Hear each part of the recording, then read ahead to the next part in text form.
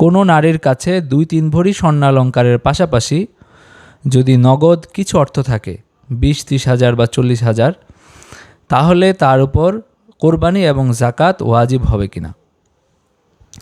কোনো নারীর কাছে যদি স্বর্ণালঙ্কার থাকে 2-3 ভরি, যেটা নেশাব পরিমাণ না, কিন্তু তার কাছে কিছু নগদ টাকা আছে, অনেক উলামায়ে কেরাম আমাদের দেশে এরকম ফতোয়া দেন যে ওই স্বর্ণালঙ্কারটাকে রূপার নেশাবে ঢুকিয়ে তার জাকাত দিতে হবে এবং কোরবানি করতে হবে।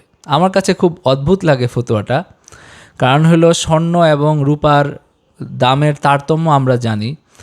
এই তারতম্যের কারণে আরব অনেক উলামায়ে কেরাম তারা বলেন যে রূপার নেশাবই এখন ধর্তব্য না, কারণ এটা এত কম হয়ে গেছে, কারো কাছে রূপার নেশাব থাকলে তাকে সম্পদশালী বলা যায় না।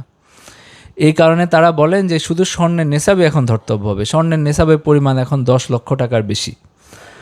তো কারো কাছে 2-3 ভরি স্বর্ণ আছে, যেটা স্বর্ণের নেশাবের আমরা যদি হিসাব করি 20-30%, আর তার কাছে কিছু টাকা আছে, এই জন্য তারা বলেন যে তার কোরবানি করতে হবে, তাকে জাকাত দিতে হবে। মানে এটা হলো তারা এই উসুল অনুযায়ী বলেন, যেহেতু হানাফি মাযহাবে স্বর্ণালঙ্কারে জাকাত আছে। আরেকটা বিষয় হলো যে কারো কাছে রূপা এবং স্বর্ণ দুইটা থাকলে দুইটাকে জমা করতে বলা হয়েছে। তো জমাটা কিভাবে করা হবে? ইমাম আবু হানিফা রাহিমাহুল্লাহর মতে জমা করতে হবে বিল কিমা বা মূল্যের মাধ্যমে, যে দুইটা মিলে যদি একটা নেশাব পূর্ণ হয়, তো সেটা কোনটা? সেই নেশাবটা হলো রূপার নেশাব। কেন?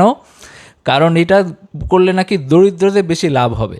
তা আমি অনেক মুফতি সাহেবকে এরকম প্রশ্ন করেছি যে দরিদ্র কারা, যারা জাকাত দিবে তারা নাকি যারা পাবে তারা?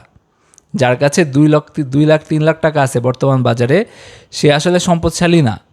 তো তার উপরে জাকাত ওয়াজিব করা হচ্ছে দরিদ্রদের ফায়দা করার জন্য। তো যাই হোক, সেটা যদি আমরা নাও মানি, কিন্তু ইমাম আবু ইউসুফ এবং ইমাম মুহাম্মদের মতে এই যে জমা করতে হবে রূপা এবং স্বর্ণের যে জমা, সেটা হবে বিল কিমা না বিল আজজা, মানে কোনটা কত শতাংশ আছে। তো যদি কারো কাছে স্বর্ণের নেশাবের 20% থাকে, রূপার নেশাবেরও তার কাছে 50% থাকে, তাহলে কিন্তু তার উপর জাকাত ওয়াজিব হয় না তাদের মতে। কারণ হলো যে আমরা যদি টাকাটাকে রূপা ধরি, যেহেতু তারা রূপা ধরতে চাচ্ছেন, আমি এই হিসাবে আমি উত্তরটা দিচ্ছি যে যদি তার কাছে স্বর্ণের নেশাবের যদি 20% থাকে আর রূপার নেশাবের যদি 60% থাকে, তার উপর জাকাত ওয়াজিব হয় না যতক্ষণ পর্যন্ত দুইটার শতাংশ মিলে 100 না হয়। এখন আপনার দেখতে হবে যে আপনার কাছে স্বর্ণের নেশাবের কত শতাংশ আছে। যদি এরকম হয় যে আপনার কাছে স্বর্ণের নেশাবের 50% আছে, রূপার নেশাবের 60% আছে, তাহলে জাকাত আসবে। আর যদি এরকম হয় যে আপনার কাছে স্বর্ণের নেশাবের মাত্র 20-30% আছে আর রূপার নেশাবের 40% আছে, তাও কিন্তু জাকাত ওয়াজিব হয় না। তো আমি ইমাম আবু ইউসুফ এবং মুহাম্মদের মত অনুযায়ী আমি আপনার এই সমস্যার সমাধান আমি দিচ্ছি যে আপনার উপর জাকাত ওয়াজিব হবে না যদি 2-3 ভরি স্বর্ণ থাকে, পাশাপাশি 30-40 হাজার টাকা থাকে। কারণ জমার ক্ষেত্রেও বিল আজিজা যদি আমরা জমা করি, তাহলে আপনার উপর জাকাত ওয়াজিব হয় না। কিন্তু এটা আমরা কেন করলাম? আমরা কেন বিল কিমা না করে বিল আজিজা করলাম? কারণ আমরা দেখতেছি যে বাস্তব ক্ষেত্রে এটা দরিদ্রদের উপর জাকাত ওয়াজিব করছে, দরিদ্রদের উপর কোরবানি ওয়াজিব করছে। তাদের কোরবানি করার যথাযথ সামর্থ্য নাই।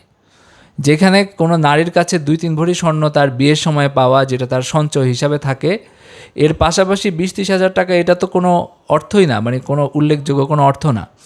এই ক্ষেত্রে তার উপর জাকাত ওয়াজিব করা এটা আসলে কোনোভাবেই যুক্তিযুক্ত না। কোরবানি ওয়াজিব হওয়াটা কোনোভাবেই যুক্তিযুক্ত না।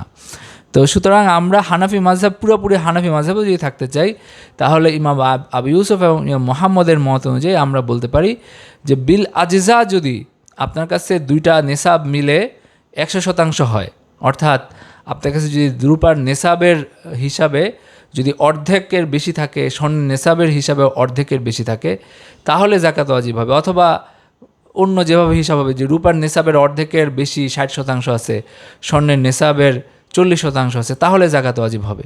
কিন্তু স্বর্ণের নেশাবের 20% আছে, রূপার নেশাব অল্প একটু থাকলেই ওটা ওই মূল্যটা গিয়ে রূপার নেশাবের মধ্যে ঢুকিয়ে রূপার নেশাব পূর্ণ হয়ে যাচ্ছে, এই কারণে জাকাত ওয়াজিব হচ্ছে, এটা আসলে কোনোভাবেই গ্রহণযোগ্য বা যুক্তিযুক্ত ফতোয়া না। এবং এটা মানুষের সুবিধা অসুবিধা বাস্তব পরিস্থিতি বিচার না করেই শুধু গদ বাঁধা কিছু উসুলের ভিত্তিতে এইসব ফতোয়া দেওয়া হয়।